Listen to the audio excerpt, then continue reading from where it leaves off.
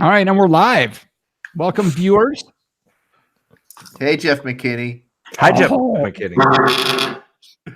Whoa! What was that? Sorry, that was my the box that I have my computer propped up on. Sorry about that. This decided to fart on the table. What? Just as long as you don't do it the whole show, like it's a glass.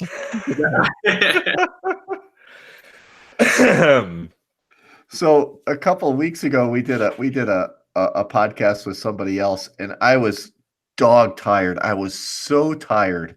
I had brewed like 3 days in a row. I had kegged that morning. We did a show the night before where I drank an entire bottle of wine. And we do this show with a friend of ours, and I crack open a beer and I'm slicing some cheese, and I've got the Chicago cutlery that I've had for 30 years. And somehow the blade on that knife has become magnetized, and it started picking up a bottle cap. And I'm just like, I'm so tired. It just mesmerized me. It just kept doing it and doing it and doing it. I was so hard to say how exhausted I was, but just for the whole show, it just kept trying to pick up this bottle cap with this magnetized knife blade that was just totally wigging me out. Finally, Jeff types on the notes, "You got to stop doing that." I had a software build Saturday night, and so our software builds start at 10 p.m. They usually get done about 2 a.m. if things go smoothly. And the last like 90 minutes of it is testing. So we're just sitting there. We don't waiting for it to compile. Yeah, no. It's just people are on the system and testing it, and we're just literally just sitting here from about midnight to 2 a.m. just waiting for somebody to say, "Okay, it all works." So I'm just sitting here on the bridge, and all of a sudden you start hearing this. Someone's sleeping. It just keeps getting louder and louder. Till we finally had to find and kick the person off because he was just full on snoring on the bridge. It was great. Okay. Anything else, guys? Or I think we're ready to get going. Welcome to the live show, folks. If this is your first time checking it out, sorry. This isn't what we normally do. You guys got anything else before we go? I was at a meeting today, and the person sitting next to me like straight up farted. And I cannot believe I kept my composure during that whole thing. It was not subtle. Like it was a script type of situation. Oh, a double cheek sneak. Well, because it vibrated the person's chair. And like I was like, I don't know how I'm holding it together right now, but I am. And I'm like, I'm not going to draw attention to it. There's a good chance everybody sitting to that person's right thinks it's me. It was so interesting. You know what? It is. I am so grateful that the church that we go to has cloth covered seats, because where we used to go had wooden pews, and you can't get away with it on a wooden pew, but on a cloth covered seat you can. But man, the person who's sitting there the next service, sorry. Yeah. No this joke. I once this week on We Like Bodily Functions. Yeah.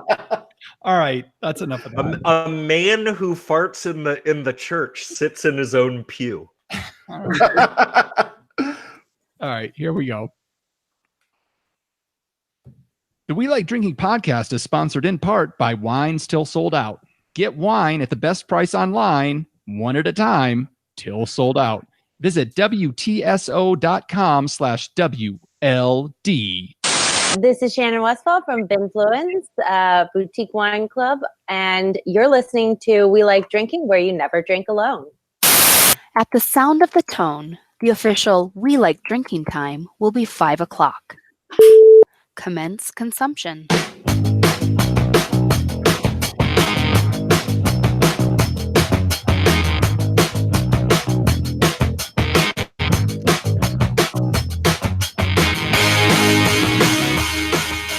This This week on episode 223 of the We Like Drinking podcast, we'll be discussing Patagonna Stew You, High Camp Flasks, and we're getting to know Nic Barisone intimately. So crack open your beers, uncork that wine, and let's get to Drinking.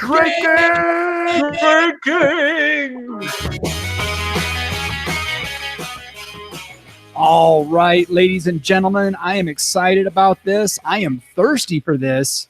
And so we're going to get right into episode 223 of the only two-time award-winning topical beer and wine education podcast focusing on fun. Fun. We like to have it every now and then. Oh, I just got a notification that We Like Drinking is live. So if you're on the inner tubes, check us out, welikedrinking.com/show, and you can watch the show live. Hey guys. Inner tubes. The intertubes. Yeah, the It's intro. like the inter. Hey guys, What? you want to go down to the lake? Let's go to the river. Is it? Don't those rivers run in a circle? You never have to worry about getting off. Oh, that's the best. Come out a couple hours later looking like a tomato. So by now you've probably realized that you're listening to just podcast gold on the We Like Drinking podcast. So be sure to get yourself subscribed to the show so you never miss an episode. Visit welikedrinking.com/subscribe to take your first step down the WLD path of awesomeness. All right, let's do this. Let's find out who we're with and what we're drinking. We've got our wine blogger, Jeff Solomon. Hello. We have our beer brewer, John Ruyak. Hey, folks. And I am your host, Jeff Eccles. And our guest this week is a co-founder of High Camp Flasks, who create insulated 750 and 375 milliliter flasks to keep your drinks at just the right temp all day long. Their goal is to inspire adventurers to keep glass and plastic out of the outdoors, one drink at a time. Please help us welcome Nic Barisone. Welcome to the show, Nic. Yeah. Thank you for coming on the show. Excited to have you on. Excited to learn more about High Camp Flasks. But first, I'd like to know what's in your vessel this evening. So I had a drink last night at Nopa in San Francisco, a nice restaurant, and a cocktail called the Summit. It's like a Paloma with gin in it, minus the club soda. So it's got grapefruit juice, St. George gin, honey, lime, and then I add a little kombucha so I could make it more of a session drink than a power hour. Nice. That's my favorite thing. You take about 3 ounces of gin, add kombucha. It's session now. Yeah. Tone it down a little bit. John, what do you got there? You know, I was struggling with what I was going to drink tonight because I know that you had something, I think, that was brought to you, and I wanted to have something that was brought to me. But I was looking at the back label, and it said that it had some lingering aromas of onomycosis and maybe a tinge of beer mile vomit aftertaste in it. So I decided I'd let that age for a little bit longer and maybe drink that on another show. Probably a good idea.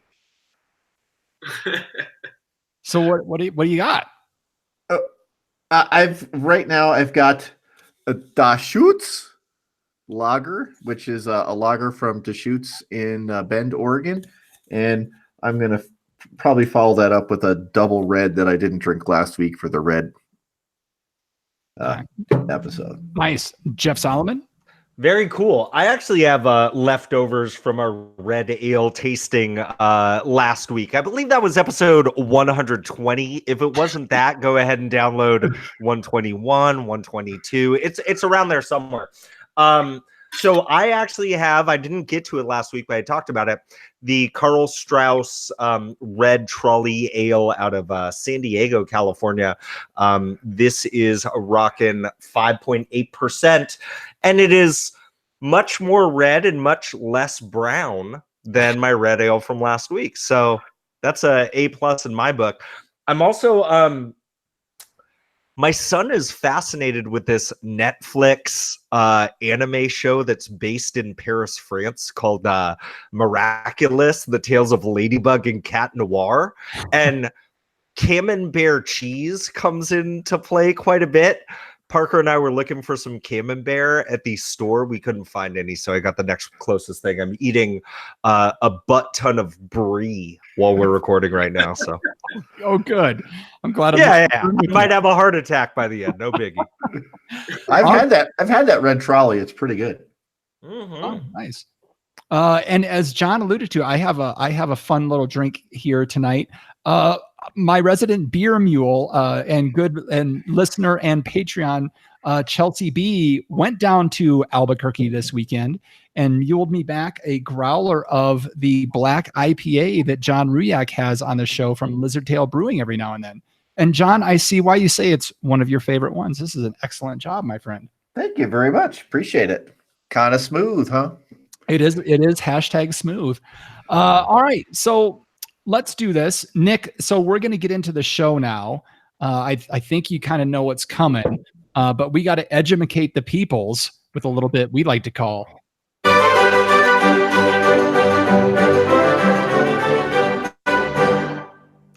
wine, beer, or pop culture reference.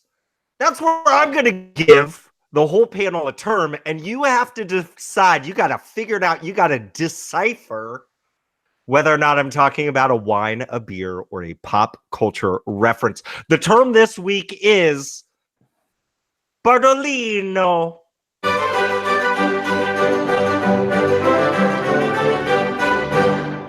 Is Bardolino a wine, a beer, or a pop culture reference? Am I going John. first here? Bartolino. Nick, would you love to? This would be fun. Do you want to? No, I'll hear John go first. I was wondering if you're waiting for me, but yeah, you know, John, his reasoning skills. I know he's getting old, but his reasoning skills are pretty on point. We're gonna let him kind of model this for you. John, go ahead. Bardolino. Bardolino. Mr. Solomon. Yes. Would you please spell that for us? Capital B ARDOLINO. No accentos, no umlauts, no enys. Bardolino. And it's a capital B. What's the name of something? Bardolino. I mean, it's like, is that like William Shakespeare's like very young second cousin, Bardolino, the bard? Ah, I see what you did there. So this is like a term of affection for the bard, William Shakespeare. Maybe it was William Shakespeare's aunt used to call him that. Bardolino. Oh, Bardolino, yeah. So you're going with pop culture reference? No, I think Bardolino is seriously, I think Bardolino is a wine producing region in Italy. Okay. John says that Bardolino is a wine producing region in Italy. Nick, what do you think? I wasn't going to get that specific, but I definitely think it's related to wine. Never heard of the Bardolino region of Italy, but it does sound. I don't hear a lot of beer terms with ending in a vowel, so it's got to be wine. Okay, so John is saying it's a wine region in Italy. I'm hearing Nick say it has something to do with wine. Are you going to say it's something to do with Italian wine, or? Yeah, I'll go with Italian. Okay. All right. And Jeff Eccles, what say you? You know, I'm racking my brain trying to think of any region or any wine that is Bardolino. I cannot think of any, unless you're going like, you know, down in the boot or something like that. I don't know of anything wine related in Bardolino in Italy. So I am going to say that you threw a curveball at us and that this is some kind of beer reference. And I'll say Italian beer reference. So Eccles says it's an Italian beer reference. Nick and John are both saying that Bardolino has something to do with wine from Italy, and John's saying it's a region. You know, sometimes I just like to work my magic and make Jeff Eccles feel like a dumbass. Shit. Bardolino is a light red style of wine that has its origins along the shores of Lake Garda in the Veneto region of northeast Italy. It's made from 3 grapes, Corvina, Rodinella, and Molinara. So Bardolino, it's a wine.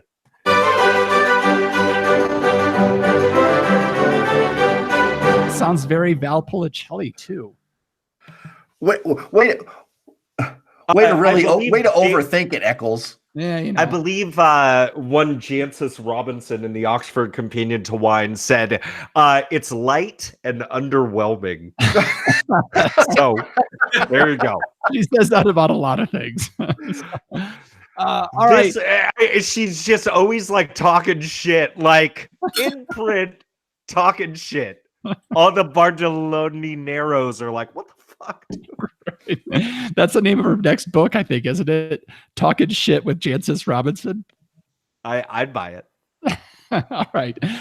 Nick, I guess we could finally welcome you to the show. So High Camp Flask, folks, if you're listening and you're interested in checking it out, you can find High Camp Flask. They actually, they're good at getting the social media stuff. You can find them on Instagram, Twitter, and Facebook, all at High Camp Flasks, or you can check out their website at, you guessed it, highcampflasks.com. They don't have to resort to numbers like we do. Wait, no underscores? What's wrong? So High Camp Flask. So this is, it looks like you're drinking out of the magnetized cup right there. So this is an awesome little product here. You've got 2, right? The 750, the 375, the half light, I think is a 375, correct? Yep. So these are the insulated stainless steel, vacuum sealed flasks. But the unique thing about them, the 750 has 2 cups and the Highlight has 1 cup that are magnetically sealed to the enclosure. Is that right? Yep. And that was a very key design element. So the magnets sort of came after deciding that we couldn't have any threading attaching the tumblers to the flask. And that's kind of the whole story of the brand. Would you like me to get into that? Yeah, was that? Yeah, just real quick. Was that a cost issue or was just a design issue? Because stainless and magnetization don't generally mix, because stainless steel isn't highly cohesive with magnets, I guess is the term. Correct. Yeah. So it was a design aesthetic feature. So we wanted to rethink the way you drink around the campfire using the technology that we have available to us today. And so kind of the story of High Camp started with me just kind of enjoying the outdoors, and Whit, my business partner, who I didn't meet until I started taking this kind of idea seriously. But the outdoors is sort of spending quality time with friends and family. And if you've ever been on a camping trip, one of the most important questions you ask yourself is, what are we going to drink when we're around the campfire? And for me, in my mid-20s, I started learning about Scotch. And I wanted to drink a nice bottle for a nice occasion. So I started packing out my favorite mini mason jar. I'd pack a nice bottle of Scotch, something peaty for the campfire. And, one day I was sitting around a campfire, pulled out my mason jar with my brothers, and we were celebrating the last camping trip of the season. And sure enough, my older brother pulled out his own mason jar to drink out of. And so we both had this bottle of Lefroy 16 and or is it 14? I forget, blanking. But I looked at the bottle, looked at both tumblers, and I thought, man, we could just pack these all together in one little unit. So that's sort of the idea of, creating a 2-person flask kind of came to be. We've got 2-person tents. Everybody shares around the campfire. And so I thought, man, this would be really sweet if something like this existed. Looked around, nothing existed. And, I wanted to make the tumblers good enough to drink out of at home too. So that's why it's threadless. I didn't want to make another canteen with plastic threading or anything plastic related. I wanted to be seamless so it could be used at home. We're filming this podcast right here. Yeah, So- and it's a beautiful design. I mean, it's not just functional, but it's very aesthetically pleasing. It's very handsome looking. So congratulations on that and good job. How much time did you spend really coming up with the design and how it looked and how it, did you take into account like how it packs into a backpack or a case or something like that when you were doing that? Absolutely. So we want it to be space saving, but we didn't want it to be weight saving. So a tumbler is weighted at the bottom by design. So the magnets kind of played into that design of having an extra magnet weight in between the walls to kind of keep the tumbler from tipping over. But we did spend a lot of time. We actually designed the bar glass first. So we didn't want to create another piece of gear. We wanted to create a tumbler you could use at home. We wanted to make a product beautiful enough that it could sit on your bar top and inspire you basically every time you looked at your bar top to go drink outside. That's where we think the best bar is. So we needed to make the design inspiration actually comes from the 6-shooter of a revolver, a Colt 45. Oh, absolutely. Yep. Yeah. So I'm not a gun guy, no offense to gun people, but it was just a cool kind of timeless design that I thought would look really good as a tumbler. And then Whit, my partner, designed the actual decanter. So when you look at our flask, we call it a flask because we're trying to work into the flask market, which is connotation for alcohol, but it's really a decanter. It's designed to pour your entire bottle of alcohol into it, and that's where we have that floating lid design. And if you look at any crystal decanter set, it's going to have those same kind of call outs. So that was all Whit on that flask design. Nice. John, you had a question? No, I was just, I was thinking, geez, no threads, all this other stuff. So, a couple things. It's ingenious because, gee whiz, after a couple of snifters of 80 proof Kragenmore or something around the fire, it's going to be tough to thread that in. But, it's a camp. You drop stuff, dirt gets in it, and then, you're trying to screw down fine threads on dirt. I mean, gee whiz, I go camping all the time and just dirt gets everywhere. So, the magnetic design's pretty neat where it's just and you're done. So that's pretty cool. I like that aspect. It would kind of like confuse me a little bit at first, but that works really well. Yeah, and it comes with the sleeve too. So when you are done drinking, you wipe the cups out, put the tumblers back on the flask, so you're not getting all sticky. Because otherwise, it would just be the sticky mess where you're getting dirt and junk all everywhere. So yeah, we try to think about the best way to drink around a campfire, and we couldn't come up with anything better. So Jeff, Nice. I look at the design and it reminds me of a tumbler, and we're referencing it as a tumbler. I'm wondering, could somebody use this to actually mix drinks on the go? yeah, so that's one of the things that we're sort of learning about our audience and responding to. I just usually drink straight liquor, and I found out pretty early on that not everybody does that in terms of the mass market. And if you're from an urban area, I'm sure Denver, Gilroy, LA, mixology is hot right now. Everybody wants to try a new cool seasonal cocktail, and we're trying to really activate that and partner with craft distilleries to bring the seasonal menu outdoors. So we're spending a lot of time investigating the best distilleries who have spring appropriate cocktails, partnering with them, getting hold of their signature cocktail list, and then creating the batch recipes and providing them to our followers. So before I went live, I basically posted the recipe for what I'm drinking right now, and hopefully people will get that, recipe and pack it outside and drink it outside. Nice. Cocktails are much more, palatable for a weekend adventure. And early on, we realized it's hard to convince outdoor dirtbags to drink nice booze. It's a lot easier to convince people who already like good booze to drink outside. There you go. I can see that. I was going to say, I do have another question waiting for you. It's actually from your brother, Tony, who's watching live right now. WeLikeDrinking.com/show. I'll get that in later, but I just have to say, mad props for referencing Gilroy as like this urban hub, because that's how I feel about it. They do have a lot of signs there when you go through Gilroy. This is true. Some better than others. Don't stop at the one selling. Don't stop at that sign. Garlic wine here. Don't do it. I've been backpacking a lot in my life, and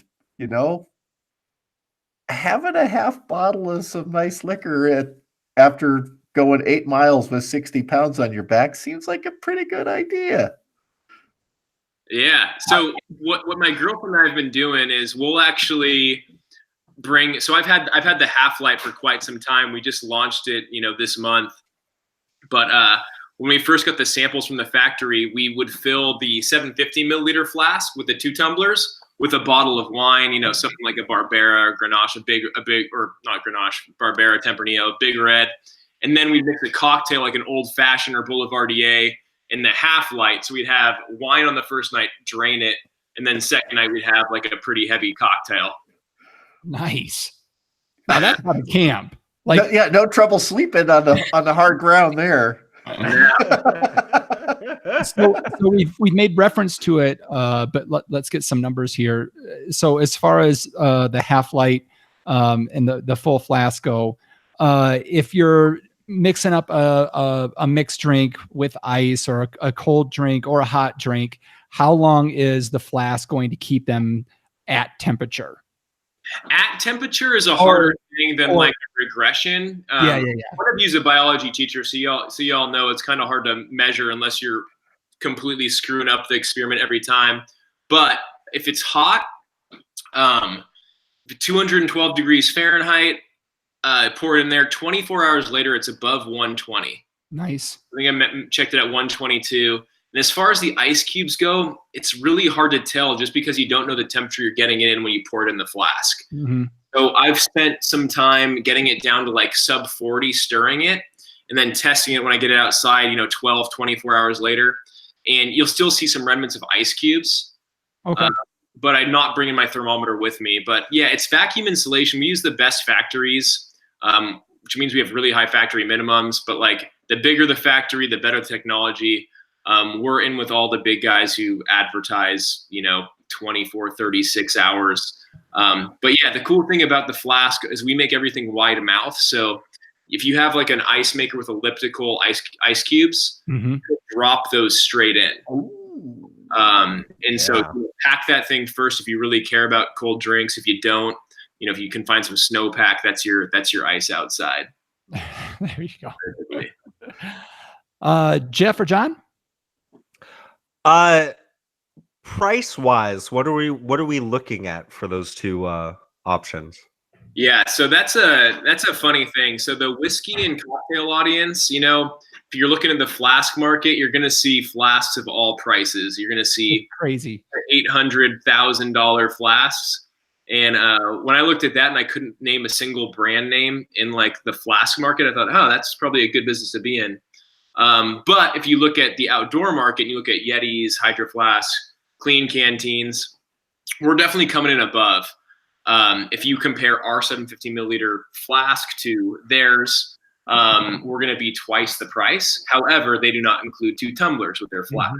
They don't have the functionality, so they could, when's the last time a Hydro Flask ever offered you, that? Yeah, I mean, we'll see. We'll see how long it takes them. But the flask, so the Firelight flask is $99 and the Half-Light is $70. So we're really taking a slim margin just in terms of you add up the actual cost of, 2 double wall tumblers and a vacuum insulated flask. We use 100% stainless steel, and not every company does that. But stainless steel is more expensive than plastic caps. So we really don't want anything tainting the flavor of the whiskey or imparting the smell if you're going to switch between whiskey and gin. So that was a big deal for us of custom tooling the lid, using internal threading. So the exterior of the flask looks good. So a lot of little things increase our price, and we're taking a slim margin at $99. Like I said, if you bought the pieces individually, ours would be a really good value, just apples to apples. Yeah, and it's funny, we've had multiple people on the show that we've talked about how it's so obvious, but nobody had created it. And this is one of those things where it's like, yeah, we've got all these flasks and we've got all these insulated vessels and everything, but none of them come with anything to pour it into. And so you get a nice bottle of wine, you pour it into your flask, and then you're pouring it into a solo cup around the campfire and, losing everything. And you can't pack it and it breaks and everything else. So, when I first saw this, I was like, damn it. There's another one of those ideas we should have had and didn't. So, I mean, props to you for coming up with this. This is it's slap your head kind of things that's so genius. And especially through the magnetic glasses on there. So you're not losing it when your child decides that it's time to play with it and you lose half the stuff. Am I right, Jeff Solomon? Yes. I have a lot of children. This is where I'm going to take Jeff Solomon's seat and tell Nic how to run his company. Good. I love it. I love it when we do this. So I was just wondering, when did Dirty Harry come out? 1972 something. You got the 6-shooter tumblers. You could go with do you feel lucky punk and just like magnetize, go, something along those lines, or just make my day, my drink, make my drink, drink, a Dirty Harry motif on the advertising. Now, I do have one other question on the cups, the tumblers. It is modeled after the Colt 45, or that almost seems like it almost gives you a little bit more of a grip as well. Yeah. Something where your fingers and thumb are going to slide into those little grooves there and give you a little bit more grip. Is that the case? Kind of. So that would be what you'd think when you look at it. However, even if you have big hands, it's kind of far reach to get the outer grooves. However, one thing I like about a tumbler is it gives you something to do with your hand. Oh, there you go. This tumbler really does make you kind of twist it in your hand. Okay. So it's not a perfect grip holding it, which I think makes it a better receptacle for distracting. It's like a fidget cube of a tumbler. But yeah, you'll see kind of, if you hold this, it feels kind of dainty. If you go further out, it's kind of a stretch for your fingers, but it just gives you enough to kind of twist while you're holding it. There you go. Yeah. That's wonderful. So, it doubles up for all those kids in the back of the room. They got something to do while they're paying attention. And again, listeners, we're talking to Nic Barisone with High Camp Flasks this evening, talking about the Half-Light. And what is the name of the full one again? I'm sorry. Or is it just the High Firelight Flask, because whiskey is best enjoyed by firelight. There it is. Okay. Whether it's indoors or outdoors. So we want to make an indoor-outdoor product. So fireplace or campfire, but it's a whiskey-inspired tumbler with the 6-shooter grooves. We have a lot of whiskey drinkers on the show, so I'm sure they're interested in checking out highcampflasks.com. John or Jeff, any last questions? Or Jeff, any advice? Yeah, no, actually, I forget that John stole my thunder, but what I will say is I wanted to save this because your brother Tony brought up something, and I can't believe I didn't even think to ask. Do you have any other new products coming down the line? Yeah. We got a lot of fun stuff. This is actually a gunmetal version that I'm drinking out of right now. I got the samples today. We got a copper version. Ooh. I don't want to give away too much, but we will be selling some tumbler sets down the road, some unique tumbler designs. And we'll have more flasks, but our goal is to stick with the alcohol. We don't want to make stuff for soup. We don't make stuff for coffee, nothing for water, everything for booze. So we want to make stuff for people who like to drink craft spirits, not your junk that you can put in plastic. But we got a 4-year product calendar that we're working on. We need a lot of money to do it because making a product like this is expensive. And there's a lot of easier ways to make money. That we're doing this because it's fun. So. That's so awesome. And I just got to ask, since there's a lot of this has this feel of the outdoors, and inspired by the outdoors. Have any outdoors type of companies like the Patagonias of the world or anything like that reached out and asked if hey, can we pay you such and such a cost to get our branding on that and kind of sell this in our stores? Has that been something? I can't get into that right now, but we do have our partners listed on our website. We're working with some really cool brands right now. So we had about 3 months to roll out distribution when we got flasks in stock in September. So we've only had products for about 6 months. And we have about 25 accounts right now, but they're all big. And our goal is to be in the coolest shops in town. So we don't want to be everywhere. We want to be only at the place where, people like you, Jeff, and Gilroy shop. Yeah. I was just wondering whether or not, a 2-time award-winning podcast has reached out to you about co-branding something, but maybe that's for off the air. Yeah, no, we're working with distilleries. We're working with big outdoor brands. Airstream reached out to us recently, which was pretty cool. So that was kind of awesome. I hope they're listening right now, but I sent them samples a couple weeks ago, built the dealer app. They want to, we're exploring opportunities to work with companies like that. We're doing giveaways with Happier Camper. But yeah, a lot of brands are interested in this idea. I think, people are inundated with the same thing over and over, and we're trying to do something different. So yeah, companies that are leading, the coolness factor are definitely reaching out. That's nice. Awesome. Yeah. And can I swear on the show? Yeah. Fuck yeah. I like this idea. I literally never asked if you could do it before this show. I'm turning a new leaf. I mean, people to swear too, and I'm just the guest, so I don't even know.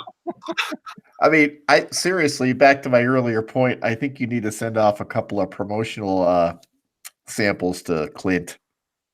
Oh, jeez. We'll hear Clint Eastwood's name again at the end of the show because John's not going to let this thing die. No, I will. I'll let it. What if you do have one with some threading, but it's you've got a phonograph needle and etched in are the soundtracks of Ennio Morricone? That's above my pay grade. Let's see. So, and I do have to thank you as well, Nic. You guys sponsored a contest for us, and we got a half-light shipped down to Kristen down in Texas, who is a podcast listener and supporter of the show. So thank you for doing that. We had a lot of people that were interested in it. And so I hope Kristen is enjoying her half-light. Kristen, you better be, because it took a lot of time to make that thing. I guess the last question we should ask is kind of a raise. Tony, if you're still watching, one embarrassing thing about Nic that our listeners should know, unless Nic, you can get an embarrassing story about Tony out first. No, Tony's got a delay, so I think Nic's gonna win. I'll let Tony go. Tony, my older brother, he's got to have something. Okay. I want to hear it. I'll let you know when it comes in. No, it's all right. Okay. All right. So Nic, thank you so much for joining us on the show. We really appreciate it. We're going to get on with the rest of the show, and we hope you'll stick around with us to talk about some stuff. Yeah, I'm here. Awesome. And so, folks, just as a reminder, you can check them out everywhere at High Camp Flasks. And now, a word from our sponsor. No matter where you are in your wine journey, you have a price-quality ratio that you feel comfortable with. Wines Till Sold Out helps you get to that next level. Go to WTSO.com/WLD to see how their daily offerings of premium and super premium wines will help you up your game. Over-the-top quality wines at huge discounts, 40, 50, sometimes over 60% off on great wine. Again, that's WTSO/WLD. And when you check out, use coupon code WLD2019 for even bigger savings. Excellent. Thank you, John. Did you see that marathon of Magnums yesterday? Holy cow. And I missed some. Like there was a champagne that went up and it was gone like in 10 minutes. Jesus. They have really good wine there. They do have really good wine at crazy prices. All right. So now let's get into the hot topics of the day with Booze News. We discuss interesting, noteworthy, or fucking AB. Only the subject of our rants about 25% of the time, right? Right? Goddamn AB. Okay, so guys, and Nic, I'm glad you're on the show for this one. You guys have heard of this company called Patagonia, right? We've even mentioned it tonight already. Yeah, didn't they get sued collectively by the governments of Argentina and Chile for brand infringement? Did they? No, I'm so they are opening a lawsuit against Anheuser-Busch, AB InBev, claiming the brewer's Patagonia beer is a copycat brand. Now, I don't know if you know this. Like, I did not know this. Patagonia actually does brew their own beer. It's called Patagonia Provisions, and they started it in 2016. It's called Long Root, and it does have their logo on it, but it's pretty small. The Long Root is more the focus. But AB has a beer and they call it the Patagonia Brewing Company, and it has a font that's very similar to the Patagonia font. They have a peak of a mountain in the background. They have it's a green and yellow color, but I actually did see this 6-pack. I don't think it's really widely available right now, but I did see this 6-pack, and the first thing I thought of was the Patagonia company. So Patagonia is suing AB for copyright infringement, saying that they're stealing their brand. Somehow AB has some form of a trademark of Patagonia. I'm not really sure how that all works out. So they're claiming that they have no copyright infringement or trademark violations or anything like that. But this was a fascinating story. AB is just out to get sued by everybody. I think that's their goal of 2019 is how many people can we get to sue us? And they're starting off very, very good. So I wanted to get your guys' take on this. We've talked a little bit about this stuff before. 90% of the time we talk about it, it's a company that started something and they didn't realize that somebody else was doing it. To me, this one is nowhere near that. But Nic, I'm going to go to you first and get your thoughts on this Patagonia Suya article. Yeah, so I first heard about this over, I guess, last Wednesday, Thursday. My day job, I work for Adidas Outdoor, so I'm part of the outdoor industry, and my sales director was talking about this article that came out, and I was like, yeah, I know Patagonia sells beer. Like, are they getting sued by somebody? He was like, and I realized it was InBev that was doing this. And yeah, so trademarking is one of those things in the industry where, when you actually file for trademark, I don't know if you have a trademark for We Like Drinking, but you have to categorize certain areas of where your trademark covers. So it's very possible that InBev, before Patagonia got into this whole beer business, trademarked, Patagonia beer. But it's also very obvious that they are capitalizing on the look, the wearing puffy jackets with the trademarked Patagonia logo, serving them at ski lifts in Denver. Our office for Adidas Outdoors, headquartered out of Golden, Colorado, and they were just like, yeah, we saw this, we thought it was Patagonia, and everyone they're parading it off as this. It's outdoor gear by Patagonia, and they're also selling beer.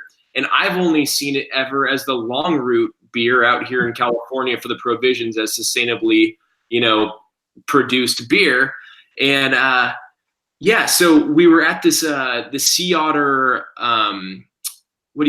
mountain bike race, and we actually ran into Patagonia folks who were there, doing some R&D and booth setups. And we were talking, we wanted to get some info like inside, Patagonia, like, hey, what do you guys think about this? And they had no idea that Anheuser-Busch was stealing their beer label. No way. We were breaking the news to Patagonia people that you had a trademark lawsuit against, Anheuser-Busch. And it was pretty wild. So they were just like, yeah, we make beer for sure. We didn't know Anheuser-Busch was selling this stuff, wearing, puffy vests and going at ski resorts. So, just overall, this all came out last Wednesday through the weekend. And, man, just funny that people at Patagonia don't even know what's happening. Yeah. So, and I gotta layer things into this, just to kind of amp it up a little bit. So as part of the lawsuit, Patagonia, the apparel company, is stating that a representative from AB InBev recently reached out to them about the special grains that they use in the Patagonia beer.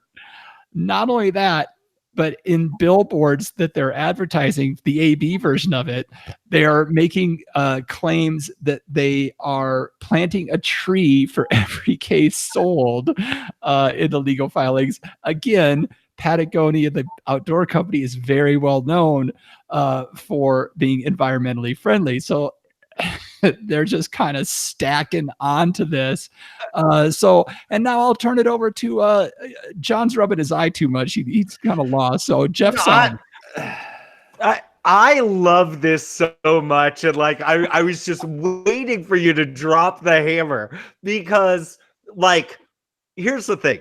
You look at that Patagonia label, and I will say having a background of mountains is nothing new for any beer. Just ask the folks at Molson Coors how they feel about that. I do think that on some level, Anheuser-Busch could say, look, dude, our logo is all capital letters and their logo is all undercase letters. Like, this is also true, right?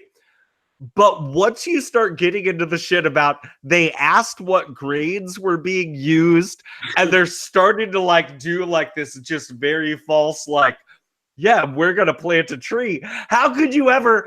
I can't believe Anheuser-Busch is so awful that they're making me mad at them for planting trees. But fuck you guys, dude. That is bullshit. It's like when you're watching The Bachelor and they go, but she's totally here for the wrong reasons. Like, that's the only way that planting a tree is wrong, is that right there. God, that's upsetting. It is. What the hell? All right. Now, John. I bet they're planting invasive species. Fucking jerk. Oh, I've been listening to because I've got this video idea for our herpetological society. I've been listening to Lateralis by Tool a lot on the way home from work, and there's a specific line in that song that says, "Push the envelope, watch it bend." I wonder if Anheuser-Busch is just trying to just push the envelope on trademark infringement and see where it bends. They've got money coming out. I mean, Patagonia is not a small company.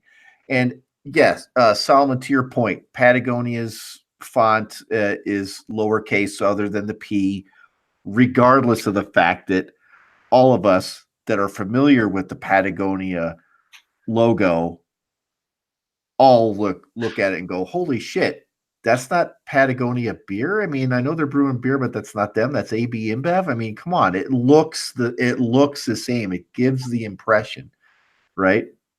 Not to mention the fact that most people that are even familiar with Patagonia is a pretty ingrained company in high-end outdoor gear, right? Hmm. So you just wonder if AB InBev is just trying with their almost unlimited deep pockets to just push things to see how far they can go and see how many trademarks they can break. I mean, seriously. And to the credit of Patagonia, the apparel and provisions company, if you just plug Patagonia into a search engine, the apparel company shows up first. And then it's all these places that sell products by that apparel company. And then you'll see like an ad from Expedia so you could travel to Patagonia, Arizona. And then you get to Wikipedia where they say, it's also the region of South America where Chile and Argentina are. Like, think about that. They supersede a region in the world. And so Anheuser-Busch, certainly when they were thinking about Patagonia, they were not thinking about a mountainous region of the Andes. It's straight up copycatting. And I'm not the expert in trademark law, but you know what the fuck you did, guys. You know what you did. Are these the same guys that also took Keystone Light and just made the stone really big? Yes. Are these the same guys? Who else are they being sued by? Let me scroll down. Miller rules for the whole corn syrup thing. Yeah. Well, fuck that, dude. You have corn syrup in your beer. Big deal. You got nothing going, Molson Coors. So yeah. So I guess just PSA. Like if you see Patagonia beer in your local liquor store, and I grabbed it. I looked out. I looked all over it. I could find no AB anywhere on the label. Like if I hadn't seen this article, there's no way I would have known. So just know that if you are looking at the it'll say long route on it if it is actually made by Patagonia Provisions. If it doesn't, if it says Patagonia Brewing Company, it's AB. So anything else on that, guys? Jeff, you're muted. And just for the consumers, like just because Anheuser-Busch and Molson Coors have done a great job of just obfuscating the market. If you really aren't certain, you've got a really smart phone in your pocket that you could use. And if you're not sure how to look things up, there are apps like Craft Check that exist where you can just scan the label or type in the name of the company, and you'll figure out real quick who owns what. And I think it's important, especially if you see the Patagonia beer, that you're drinking the right Patagonia Provisions long root beer and not that other all caps bullshit. Fuck the caps, Dimitri. Oh, fuck the caps. Oh, geez. Whoa. Alex Ovechkin I don't even know what I said. Apparently that's a hockey thing. Who the fuck? Well, Alex Ovechkin is going to come and lay you out with 3 punches. Oh, like I'm scared of Alex Ovechkin. Oh, you should be. If you saw this week's game, you might be a little terrified. Yeah, you'd be a lot terrified. All right. Nick, any final thoughts on Patagonia? No, but I've heard there's a drinking game at Coors headquarters for every time InBev mentions corn syrup in an advertisement. Oh, is that like Bob Newhart, only corn syrup? We're going from Bob Newhart to corn Every syrup. time InBev mentions a corn syrup issue, Coors Light has like a, we got you, InBev. We're gonna do something about it. Isn't that a problem to be inebriated while you're on the job at a brewery? Because there's be a lot of drinking going on. I mean, if anybody got in trouble for drinking at a brewery, the industry would not be that cool. He's doing this. All right. So, in short, fuck you, AB. Yet again. I'm sneaking into the Anheuser-Busch facility in the East Bay. I know there's one out there, and I'm throwing a bunch of strawberries in their fermenter. Well, that's my job. What are you doing? All right. If we're getting into strawberries, it must be last call. Last call. Time to clean house and lock the doors. So break out your phones and see if you can help us out. Just because it went so horribly the last time I asked you to do this, John Ruyak. Yeah. After 222 episodes, do you think you could honestly tell our listeners how they could find us on the socials? Well, you could follow us at Twitter, you could follow us at Instagram, and our private group on Facebook known as The Tavern. And on each of those platforms, what is our handle? We like drinking. Or, on Twitter, it's We Like Drinking 1. That's the numeral 1. It's such a well-oiled machine. Nic, one last time, the best place for people to find High Camp Flask on social media? High Camp Flasks with an S. High Camp Flasks plural. On Instagram, Facebook, or our website. And the Twitters as well, right? I think we have Twitter. I don't know. I think so. All right. So you can also search up the show on Apple Podcasts and leave us a big fat 5-star review under We Like Drinking. And Jeff Solomon, we haven't talked about it the whole show, so take it away. Yeah. Hey, make sure to visit welikedrinking.com/pledge to find out more information about becoming a patron of our show, setting up a small monthly donation of as little as $1 to keep this pirate ship afloat. We really appreciate all y'all do for us. And and well, if you can also find the show notes for this episode with all the links to the stories I mentioned we had at welikedrinking.com/episodes. Or if you're on your phone, swipe right or swipe left or swipe up and down until you find 5 stars and then just poke it. So it must be the time where I get to say, okay, panel, let's take one last trip around this table and get some final thoughts before we shut off the lights. John Ruyak.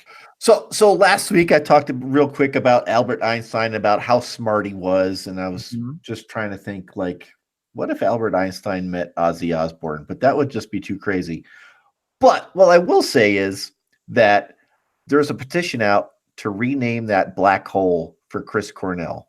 Go find that, sign that petition, make the change. Nice. That's interesting. I hadn't heard of that. Jeff Solomon. I mean, I lose my internet connection and I come back to John trying to name black holes after Chris Cornell. That song was mediocre at best. So that's all you got to end the show? Yeah, that's it. Okay. Nic, any parting shots before we let you get out of here? Man, just snap photos of your local favorite restaurant's cocktail list and send it to me and we'll drink them outside. Oh, right. Okay. I like this. Hold on. So if you go to your local restaurant, snap a photo of their mixed drinks. Is that what you said? Their cocktails? Yeah, cocktail list. And then you will make it happen in your flasks and you will go drink them outside. Yep. And you will provide pictures of that happening? Absolutely. Awesome. All right. You know what to do, listeners. Make that happen. And I'll just say, Nic, thank you so much. I know you're heading out of the country tomorrow. So thank you so much for joining us. Thank you for putting together a wonderful product. It's very cool to see innovation like this. in the alcohol industry, and I love it. And I can't wait to get my hands on some of this. So thank you. You're all going to get flasks here in the mail here in a couple days. So Oh, cool. Thank you very much. on the show. Hells yeah, That's thank very you. nice. Thank Thank you. you. And with that, I'll say thanks again for joining us at the We Like Drinking podcast. Where you'll never drink alone. Nice. I cut out in the middle of my Patreon Yeah, spiel. you did. You did. Yeah. You know what's shitty is apparently I cut out, but all you guys looked fine, and I just see you all laughing at me, and I'm like, "Hey, what did I do? I didn't even do anything." It's really disheartening, man. You know what's great is from our perspective, this is all we saw of you.